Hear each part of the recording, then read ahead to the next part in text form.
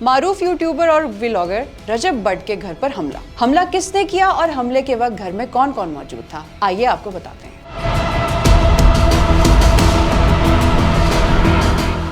मारूफ vlogger रजब भट्ट के साथ गुज़िश्ता दिनों एक अफसोसनाक वाक़या पेश आया। रजब भट्ट के मुताबिक 27 सितंबर शाम 6:30 बजे जब घर वाले एक शादी से वापस आए तो घर के मामूल के मुताबिक मदाहों का रश था। मेरी वालदा सबसे मिली, यहाँ तक के जिन्होंने फायरिंग की उनसे भी मिली और उसके बाद घर में दाखिल हो गई। फायरिंग करने वाले नौजवान ने रजब भट्ट के गार्ड से कहा कि हमें रजब भट्ट से मिलना है, जिस पर गार्ड ने कहा कि वो घर पर नहीं है। रजब भट्ट का कहना है कि वो अफराद लड़ाई की नीयत से ही आए और मेरे गार्ड को धक्के दिए। इसके बाद हमलावरों ने मेरे गार्ड और कजन को गालियां दी और बाइक स्टार्ट करते ही घर के गेट पर 12 से 15 फायर कर दिए। 4 लड़कों ने पिस्टल निकाले हुए थे और 9 mm के फायर किए। रजब भट्ट ने मजीद कहा कि उनकी किसी से कोई दुश्मनी नहीं है, लेकिन शायद हमलावरों की उनसे कोई जाती दुश्मनी हो सकती है, लेकिन वो उनको नहीं जानते। रजब भट्ट ने कहा कि उन्होंने अपने तहफ़्फ़ुज़ के लिए कोई गार्ड नहीं रखे, लेकिन इस वाक़े के बाद उनके चाहने वालों में से कुछ लोगों ने 3 गार्ड्स भेज दिए हैं,